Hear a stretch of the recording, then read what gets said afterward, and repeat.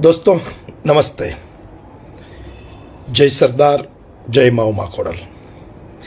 दोस्तों આજે અચાનક જ તમારી વચ્ચે લાઈવ થવું પડ્યું છે। મિત્રો, આ વિડીયોને એટલો બધો શેર કરજો કે આપણે જ્યાં પહોંચાડવો છે અહીંયા યોગ્ય જગ્યાએ પહોંચે, અને ક્યાં પહોંચાડવો છે, કોને સુધી પહોંચાડવો છે, શું કામ પહોંચાડવો છે, એ હું આ લાઈવના માધ્યમથી તમને બધાને કહેવાનો છું। મિત્રો, આજનો જે મુદ્દો છે એ બહુ અગત્યનો છે। ખાસ કરીને પાટીદાર સમાજના રાજકીય અસ્તિત્વને લઈ અને ખૂબ અગત્યના મુદ્દા ઉપર હું લાઈવ થવા જઈ રહ્યો છું। તો બધા મિત્રોને મારી વિનંતી છે કે લાઈવમાં જોડાજો અને વધુ શેર કરજો।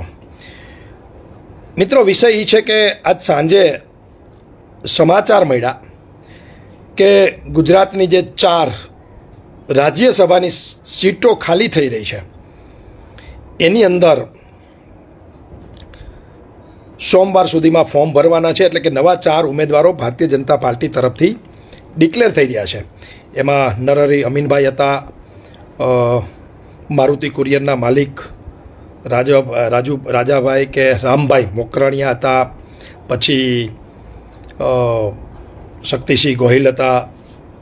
આવા જે 4 મિત્રોની ટર્મ પૂરી થઈ રહી છે અને નવા 4 મિત્રો, 4 વડીલો આગેવાનો ભારતીય જનતા પાર્ટીના રાજ્યસભામાં નામ ડિક્લેર કર્યા।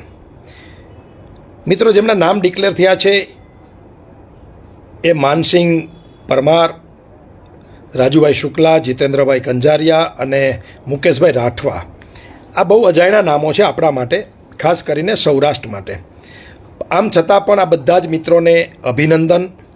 આ તમામ સમાજમાંથી આવતા એ જ્ઞાતિજનો માટે ગર્વની વાત છે, એટલે એમને પણ અભિનંદન।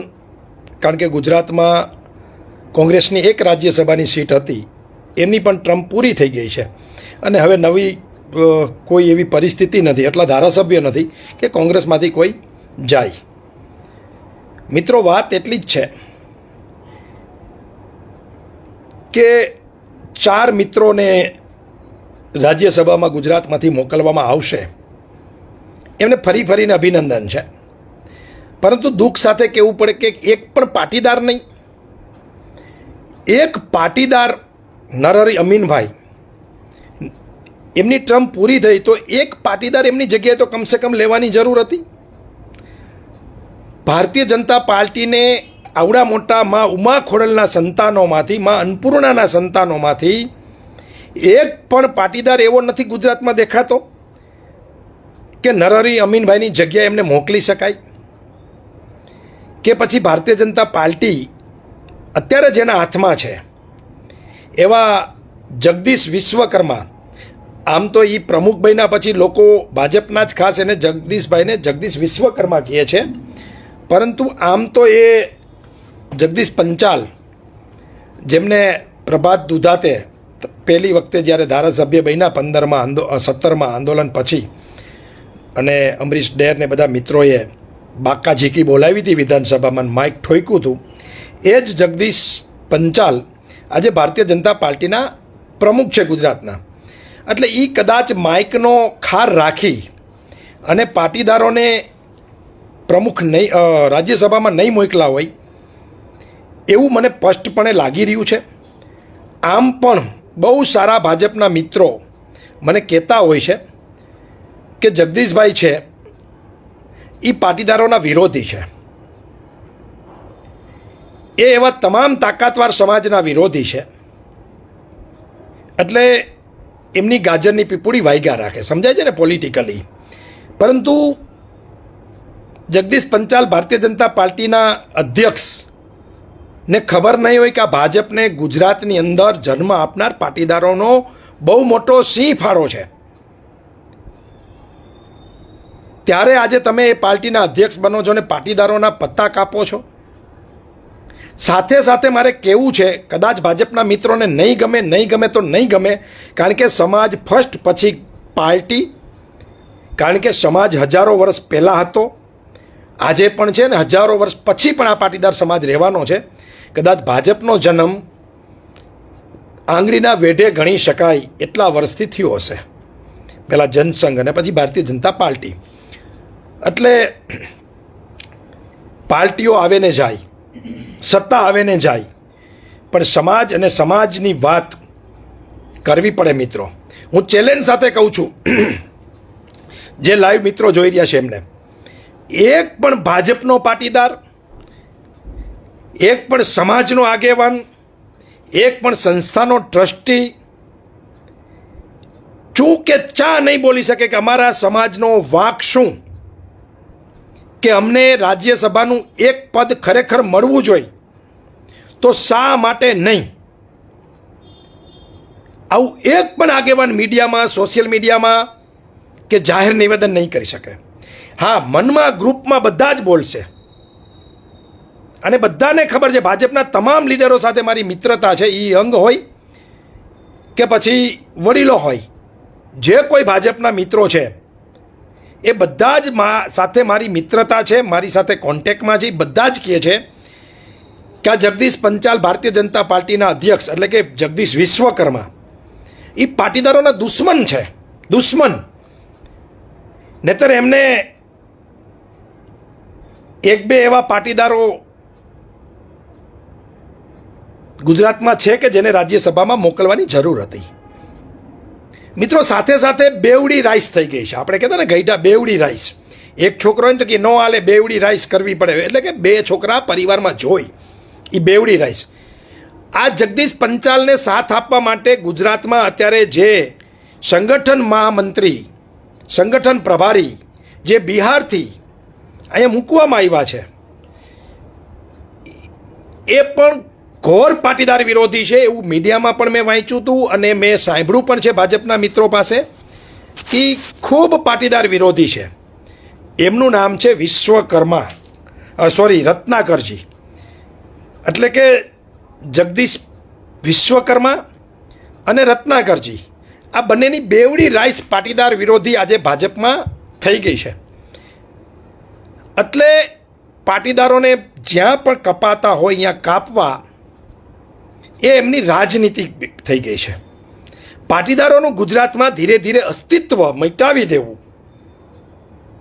એ આખી ગેમ જગદીશ વિશ્વકર્મા ભાજપના પ્રમુખ અને ભાજપ ગુજરાત પ્રદેશના પ્રભારી, સંગઠન મહામંત્રી એવા રત્નાકરજી બંનેએ સોપારી લીધી છે. આ વાત હું લાઈવના માધ્યમથી પાટીદાર સમાજના આગેવાન તરીકે સમાજના શ્રેષ્ઠીઓને, સમાજના વડીલોને, સમાજના આગેવાનોને, સમાજના યુવાનોને ડંકાની ચોટ ઉપર કહું છું.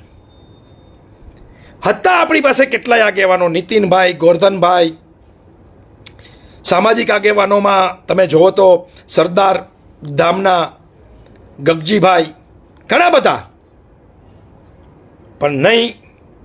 અને દુઃખ સાથે કેવું પણ મિત્રો કે આપણા આગેવાનો આંધળી ભક્તિ, સમાજને નુકસાન કરીને, પોતાની નુકસાન સહન કરીને, પોતાની ઇન્ડસ્ટ્રીઓને નુકસાન કરીને આંધળી ભક્તિ આ ભાજપની કરે છે.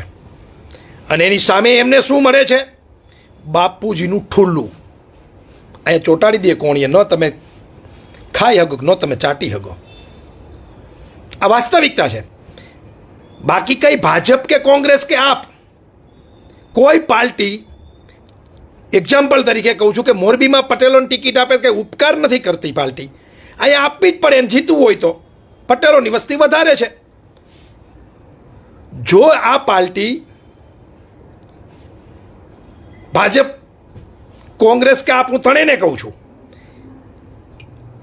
જે સમાજની વસ્તી વધારે હોય એમને ટિકિટ આપે એ ઉપકાર નથી.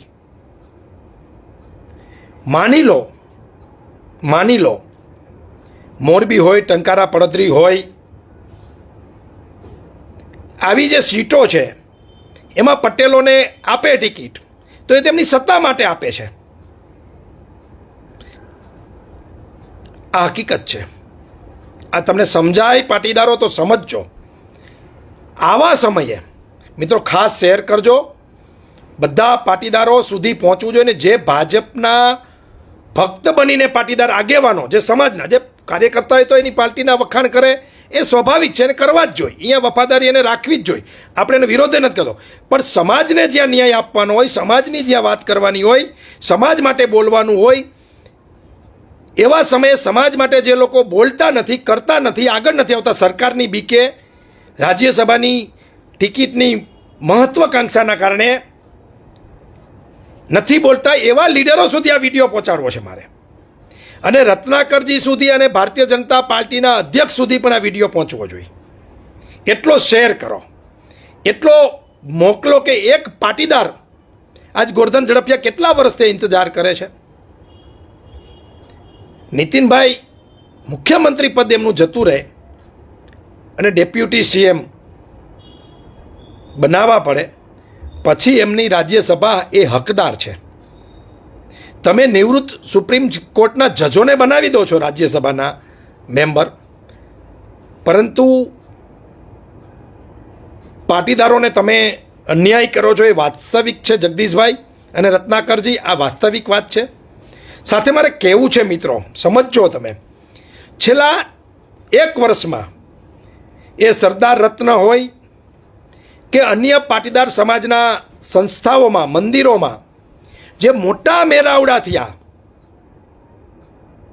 મોટા મેળાવડા, આ તમામ મેળાવડા એ ગગજીભાઈએ કર્યા હોય તો ભલે બીજા કોઈએ પણ કર્યા હોય તો એ રાજ્યસભાની ટિકિટ માટેના હતા. આ હકીકત છે. અને આપણે ઈચ્છતા હતા કે મારો ભાઈ, મારા સમાજનો વડીલ, મારો આગેવાન રાજ્યસભામાં જાય, ગુજરાતનું અને સમાજનું નામ રોશન કરે, દેશમાં જે સાંપ્રત પરિસ્થિતિઓ છે એની વાત કરે, આપણે ઈચ્છતા હતા. પણ આજે ગુજરાત લોબી જે 2 મુખ્ય વ્યક્તિઓ છે, એ જગદીશ વિશ્વકર્મા ભારતીય જનતા પાર્ટીના અધ્યક્ષ અને રત્નાકરજી ભારતીય જનતા પાર્ટીના સંગઠન મહામંત્રી, સંગઠન પ્રભારી, સંગઠન જે કાંઈ એમની જવાબદારી છે, એ બંને વ્યક્તિઓ પાટીદાર સમાજ એટલે કે મા ઉમા ખોડલ અને અન્નપૂર્ણા માતાના સંતાનોના દુશ્મન છે. એ હું ડંકાની ચોટ ઉપર સાબિત કરી દઉં. આ વાત હકીકત છે. અને મારા સમાજના આગેવાનોનું આંખ ખુલતી નથી. આજે ગુજરાતના પાટીદારો સહિત, ઉદ્યોગપતિઓ સહિત, ખેડૂતો દુઃખી છે. વિદ્યાર્થીઓ પાટીદાર સહિત તમામ સમાજના પેપર ફૂટવાના કારણે દુઃખી છે. પણ એક આગેવાન આ સરકાર સામે બોલી શકતા નથી. આજે જીબીની એટલે કે પ્રાઇવેટ કંપનીઓની લાઈનો, એ અદાણીની ખાસ કરીને જેટકોની 1 વીઘાના થાંભલાઓ કરોડોની જમીનમાં ઊભા થઈ રહ્યા છે દાદાગીરીથી. એક સામાજિક આગેવાન છાનું માનો સરકારને રજૂઆત કરવા જઈ શકતો નથી. એ આપણી કમનસીબી છે. એ એની લાલચે કે અમને રાજ્યસભા મળશે. નો દીએ નો, આ ભાજપ છે. તમારે જેટલી ચાપલુસી કરવી એટલી કરી લો, તમારે જેટલી એમની પૂજા ટોકરી વગાડવી એટલી વગાડી લો. યાદ રાખજો, આ સમાજને આ ભાજપ ખતમ ના કરી નાખે તો તમે મને યાદ કરજો. આજ 2015ના આંદોલનથી લઈને આજ સુધી યુવાનો સમજી ગયા છે, ગામડાના લોકો સમજી ગયા છે, પરંતુ શહેરમાં રહેતા નાના મોટા ધંધા સાથે સંકળાયેલા આગેવાનો, ઉદ્યોગપતિઓ, વડીલો હજી પણ આ ભાજપને સમજતા નથી. આ ભાજપ કોઈની નથી. કેશુ બાપાની ન થાય એ ભાજપ આપણી કોઈ આગેવાનની થાય ખરી? અને ભાજપ પાસે તમારે કાંઈ પણ જોતું હોય ને તો એ ક્યારેય તમને પ્રેમથી નહીં મળે. તમારે પડાવી લેવું પડે, તમારે તાકાત બતાવવી પડે. પરંતુ પાટીદારોના મગજની અંદર એટલો ડર, એટલી બીક ઘુસાડી દીધી છે આ આગેવાનોને કે આગેવાનો સતત સરકારની સામે ડરીને રહીએ છે, ડરીને જીવે છે. ને આજે 4 ઉમેદવારો જ્યારે રાજ્યસભાના ડિક્લેર થાય છે ત્યારે એક આગેવાનનું તો નિવેદન આવવું જોઈએ ને. એક આગેવાનનું કે અમારા સમાજ સાથે ક્યાંક અન્યાય થયો છે, ભાજપને હજી સોમવાર સુધીનો સમય છે, પુનઃ વિચાર આ નામમાં કરવો જોઈએ, અથવા તો આ નામમાં તમે ન કરી શકતા હોય તો કેટલાય બહારી રાજ્યસભાના મેમ્બર જયશંકર જેવા, જેપી નડ્ડા જેવા અહીંથી થઈને ગયા છે, તો એક મજબૂત પાટીદાર, સમાજનો શ્રેષ્ઠી અથવા તો ભારતીય જનતા પાર્ટીનો નીતિનભાઈ જેવો આગેવાન, એક નામ તમારે બીજા રાજ્યમાંથી પણ અહીંયા મૂકવું જોઈએ. હા મિત્રો, હું તમને ચોક્કસ કહું, જો આ 4 સીટ ખાલી થઈ, એમાં 3ના કમ્પ્લેટ ભાજપ પાસે મત હોત, ધારાસભ્યો હોત, અને એક ઉમેદવારના મત 10, 2, 3 ઘટતા હોત ભાજપ પાસે, અને કોંગ્રેસ લડતી હોત સામે 3 સામે 1, સમજો બરાબર, આ રાજકીય માણસો સમજી જશે. જો કોંગ્રેસનો 1 ઉમેદવાર, ભાજપના 3 ઉમેદવાર, આમ 4 શાંતિથી જીતી શકે હોત, તો આ ભાજપ ચોથા ઉમેદવાર માટે ચૂંટણી કરાવે, કોંગ્રેસના ઉમેદવારને હરવેત, અને એ ચોથો ઉમેદવાર કોણ હોત ખબર છે? તો એ ચોથો ઉમેદવાર ચોક્કસ ભાજપ હોત. આ સમજો તમે, માત્ર ને માત્ર પાટીદારોનો ઉપયોગ, જો આ ચોથો ઉમેદવાર કોઈ હોત તો એ ભાજપનો પટેલ હોત, પાટીદાર હોત. હજી ફરીથી સમજાવું છું, રિપીટ, સોરી, કંઈ મારી બોલવામાં ભૂલ થઈ તો. જો આ ચૂંટણીમાં કોંગ્રેસ પાસે 35-40 ધારાસભ્યો હોત અને આ 4 સીટો ખાલી થઈ હોત, તો આ ભાજપ 3 ઉમેદવારો એમને મનગમતા મૂકી દે, ચોથો ઉમેદવાર અને કોંગ્રેસનો 1 ઉમેદવાર સામસામા લડાવેત, અને એ ચોથો ઉમેદવાર ચૂંટણી લડવા માટે ભાજપ કોંગ્રેસના ધારાસભ્યોને ખરીદવા માટે એ ચોથા ઉમેદવારનો ઉપયોગ કરે. ગઈ વખતે નરસિંહભાઈનો ઉપયોગ કર્યો હતો, એ જ રીતે આ વખતે પણ જો ચૂંટણી કરવી પડે, પૈસા વાપરવા પડે, કોંગ્રેસના ધારાસભ્યોને ખરીદવા પડે, તો ભાજપ આ પાટીદારને અહીંયાથી ઉમેદવાર બનાવે. પરંતુ આ વખતે બિનહરીફ થઈ શકે એમ છે, એટલે પટેલો નહીં. આ તમે સમજો બરાબર, પટેલો તમે સમજો, તમારો ઉપયોગ હાંઢિયા તરીકે થાય છે. એક જમાનામાં યુદ્ધો થતા ને, તો રાજ દરબાર હોય ને, એનો દરવાજો બહુ મજબૂત હોય, ગઢનો દરવાજો બહુ મજબૂત હોય, અને એમાં આગળ ખીલાવો હોય. આપણી દેશી ભાગરોમાં પણ હતા, ગામડામાં મેં જોયેલા છે. એટલે ગઢનો દરવાજો તોડવા માટે આગળ હાંઢિયાઓને રાખતા, ધોળાવીને ભટકાડે માથું એનું. એટલે શું થાય? ખીલો લાગે એટલે મરી જાય હાંઢિયો, અને દરવાજો તૂટી જાય. એમ પાટીદારો તમારો ઉપયોગ હાંઢિયા તરીકે થાય છે. ભાજપને જો કઠણ હોતા 4 સીટોમાંથી 1 સીટ જીતવી, 2-3 મત કોંગ્રેસના ધારાસભ્યના જોતા હોત, તો તમે ચોક્કસ ગગજીભાઈ ઉમેદવાર હોત. પણ 4 બિનહરીફ આરામથી જીતી જાય એમ છે, તો અહીંયા પટેલો નહીં. આ વાત સમજજો બરાબર. મિત્રો, રાજકીય તમારો એકડો ધીરે ધીરે નીકળી રહ્યો છે, તમે ખતમ થઈ રહ્યા છો. એનું જીવતું જાગતું આ ઉદાહરણ આ રાજ્યસભા છે, સહકારી ક્ષેત્રો છે. એમાં પરાણે મેન્ડેટ પદ્ધતિ અમિતભાઈ નાખી દીધી, એક નવું જ ખાતું, સહકાર ખાતું ઊભું કર્યું, અને એના દેશના મંત્રી એ અમિત શાહ બન્યા. અને અમિત શાહ જ્યાં મંત્રી બને, અહીંયા પછી તમને ખબર છે કે શું થાય ને શું ન થાય. આજે આરડીસી બેંક જયેશભાઈ અને એમની ટીમ શું ફેસ કરી રહી છે તો એ જ જાણે. પણ દુઃખ સાથે કહેવું પડે કે પાટીદારો, તમને અન્યાય થાય છે તો તમે બોલી નથી શકતા. તમારો ઉપયોગ થાય છે, તમારા પૈસાનો ઉપયોગ થાય છે, તમારા મતનો ઉપયોગ થાય છે, આમ છતાં તમે ચા નથી કરી શકતા. તમારે પુનઃ વિચાર કરવાનો આખા સમાજે સમય આવી ગયો છે. અને મિત્રો, ભાજપ આ પાટીદારોને વજન આપે શું કામ? આ ભારતીય જનતા પાર્ટી ગુજરાત આ પાટીદારોને વજન, રાજ્યસભા અથવા તો પૂર્ણ નેતૃત્વ આપે શું કામ? એ મને સમજાવશો કોઈ? શું કામ ને આપે? આપણે આંધળા ભીત થઈને નથી જોતલી એટલી સીટો આપીએ છીએ, નથી જોતા એટલા મત આપીએ છીએ, નથી જોતા એટલા એને રૂપિયા આપીએ છીએ, તો આ ભાજપ તમારી કદર શું કામ કરે ભાઈ? આ ભાજપ શું કામ કરે? તમને ખબર છે કે 2015માં આંદોલન પછી આ જ ભાજપ તમારા પગ ધોતી હતી, આ ભાજપ તમને આવકારતી હતી, આ ભાજપ ડિઝાઇન બનાવતી હતી કે પટેલો માટે આપણે શું કરવું પડે, પટેલોના મત વયા ન જાય એના માટે શું કરવું પડે. આ ભાજપ વિચારતી હતી યાર. મને ખબર છે આગેવાનો જાતા મને કીધું છે વડીલોએ કે તમારા આંદોલનના કારણે અમારા અનેક કામ થઈ ગયા. કેટલાય પાટીદાર આગેવાનોએ પોતાની ફાઇલો પાસ કરાવી લીધી આપણા નામે, આંદોલનના નામે, આંદોલનના યુવાનોના નામે, અને કેટલાય લીડરોના રાજકીય અસ્તિત્વ ટકી રહ્યા હતા એ આંદોલનના કારણે. નહીં તો કેટલાયને કિનારે કરી નાખ્યા હતા. મારે નામ નથી લેવા જાહેરમાં, પણ જે રાજકીય સમજદાર લોકો છે એને કોમેન્ટ કરવા વિનંતી કરું છું કે આંદોલન પહેલાં કેટલાય લીડરો પાટીદારોને આ ભારતીય જનતા પાર્ટી આજની જેમ કિનારે કરી દીધા હતા, પરંતુ આંદોલનના કારણે કેટલાય પાટીદાર આગેવાનોનું, લીડરોનું અસ્તિત્વ ફરીથી પુનઃજીવિત થયું. એવી જ રીતે અત્યારે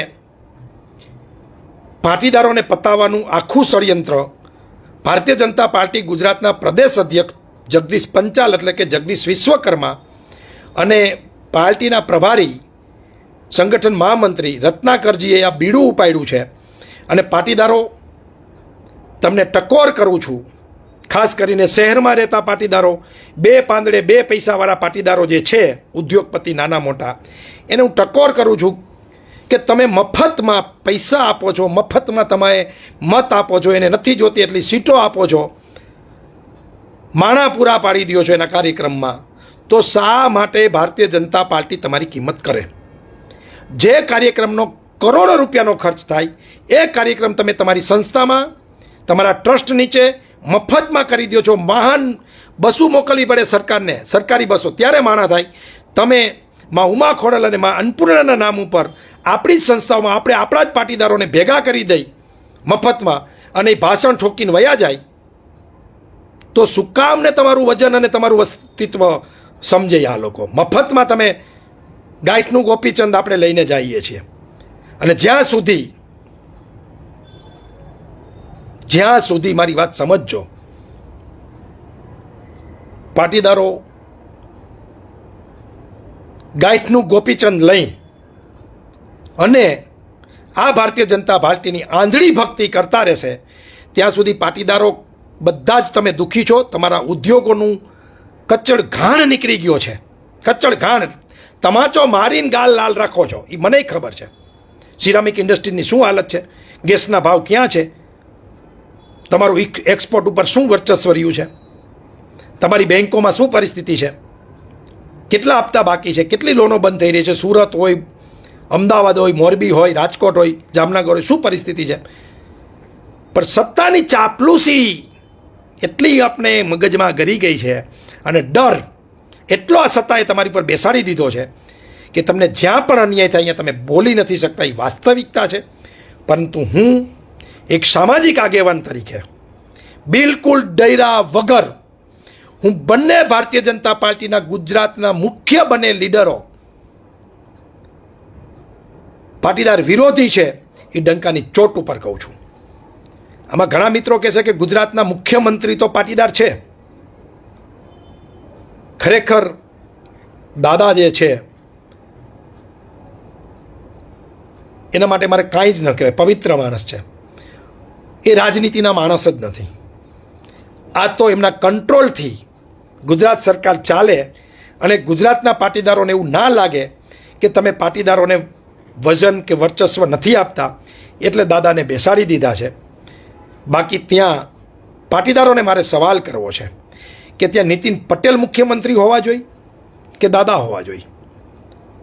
જો દાદા છે તો નીતિન પટેલને કેમ ના આપ્યું, અને નીતિન પટેલને કેમ ના આપ્યું એ સવાલ હું તમારી ઉપર છોડું છું. જાજુ નહીં કહેતા. ફરી ફરીને કોઈ પણ જ્ઞાતિ જાતિના આપણે વિરોધી નથી. દરેક સમાજને રાજકીય હક દરેક પાર્ટીમાં મળવો જોઈએ, દરેક સરકારમાં મળવો જોઈએ. પરંતુ હું એટલું ચોક્કસ કહીશ કે છેલ્લા ઘણા સમયથી જ્યારથી જગદીશ વિશ્વકર્મા અને રત્નાકરજી ગુજરાતની ધરા સંભાળી છે રાજનીતિની, ત્યારથી પાટીદારોને અન્યાય થાય એટલો એ કરી રહ્યા છે. પાટીદાર આગેવાનો, લીડરો, રાજકીય આગેવાનો, સામાજિક આગેવાનો, સંસ્થાના ટ્રસ્ટીઓ આ ખેલ મૂંગા મોઢે જોઈ રહ્યા છે.